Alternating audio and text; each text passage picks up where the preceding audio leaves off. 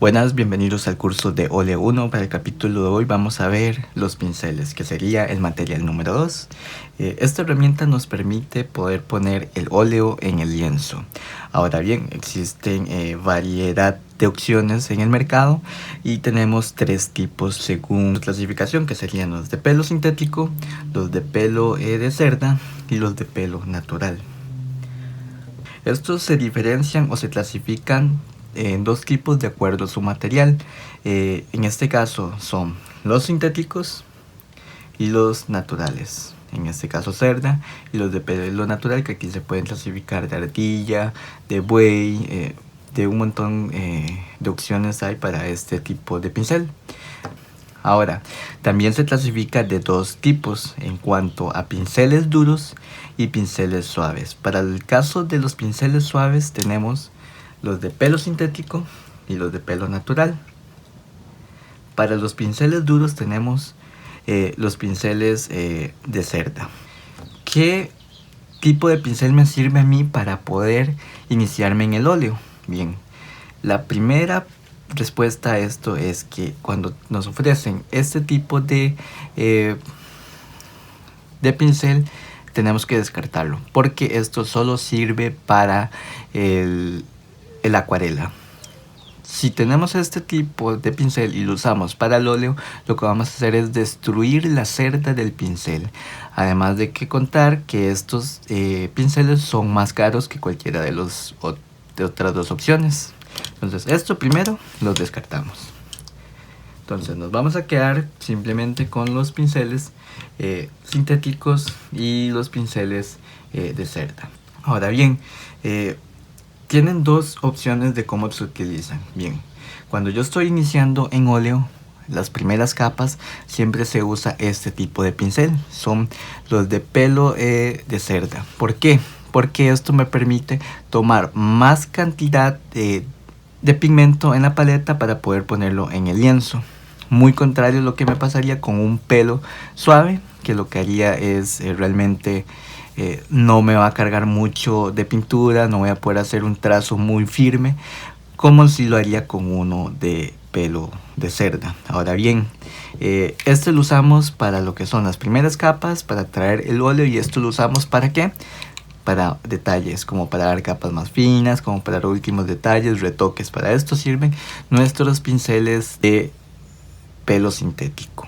También quería hablar un poco sobre los diferentes tipos de pinceles que podemos encontrar en el mercado. Bien, en el mercado nos pueden ofrecer lo que son brochas, lo que son mops, lo que son pinceles redondos, pinceles cuadrados, pinceles sesgados, pinceles lengua de gato, pinceles de abanico, pinceles delineadores, pinceles de detalle y espátulas. Bien, estos son los diferentes tipos que podemos encontrar más comúnmente. Ahora bien, quiero que esto sí quede como regla. Por ejemplo, se da la impresión de que yo ocupo ciertos pinceles para poder pintar los objetos. Por ejemplo, decir que para una casa yo voy a utilizar que para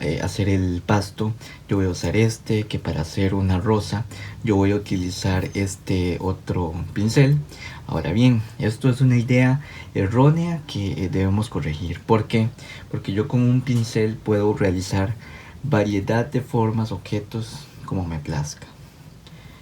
Otra opción que tenemos, o lo que quiero que les quede claro, es que un pincel nos sirve a nosotros para generar trazos, no para generar o crear objetos. Ahora bien, ¿cómo identifico yo también un buen pincel? Esto es muy importante. Cuando van a la tienda y les ofrecen un pincel, o pueden testear un pincel, les recomiendo hacer esto de una manera, con una presión o una fuerza mínima, ¿verdad? Para no estropear el pincel, obviamente. Si hacemos de esta forma y nos sale un poco de pelo del pincel, sabemos que este pincel no es apto. Podemos hacer eso con varios tipos. Si nos sale un poco de de lo que es pelo. Entonces ya podríamos descartar o identificar si es un pincel bueno o es un pincel malo. Y bien, ya para concluir, quería contarles como cuáles son los materiales que yo uso, el tipo de pincel, tanto es de cerda como sintético, ya que vimos las diferencias, los tipos que hay, ¿verdad? Diferentes tipos de acuerdo a su pelo, si es abanico, si es lengua de gato, cuadrado, redondo, delineador, etcétera. Ahora, yo sí les recomiendo de primera instancia un mop. Estos usualmente siempre son de pelo de cerda. En cuanto a los pinceles redondos, siempre uno redondo pequeño, uno de detalle y un delineador, que es muy fundamental. En cuanto a los pinceles cuadrados, sí les recomiendo uno como este para carga de pigmento que sea de pelo de cerda. Igual otro del mismo tamaño pero para pelo sintético. Otro igual más pequeño del mismo cuadrado pero más alargado igual. Y para uno pequeño cuadrado también para hacer también detalles. Para los lengua de gatos y también uno grande como para abarcar buenos espacios, para hacer un cielo nos viene muy bien. Y uno pequeño para detalles.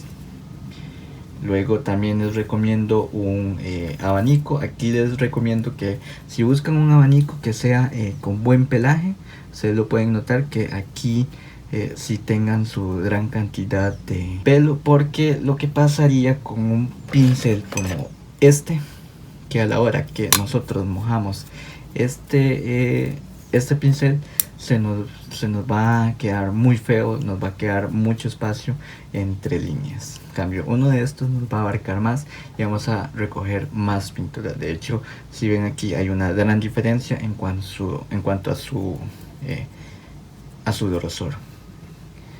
Y por último, la herramienta fundamental para la mezcla, que sería una espátula. Ahora bien, esto sería lo que les recomendaría. Sé que esto depende mucho del presupuesto de las personas. Tal vez uno de estos estaría de más, podríamos solventarlo con uno de estos, pero bien, sí les recomiendo, si van a invertir, que sean en estos. Si son más, súper bien. Si son menos, se entiende. Tal vez si tenemos que reducir, tal vez unos cuantos cuadrados. Bien, ahí ustedes ya deciden cómo manejarlo, pero sí os recomiendo como estos para iniciar, serían muy fundamentales. Pues nos vemos en otro video y hasta la próxima.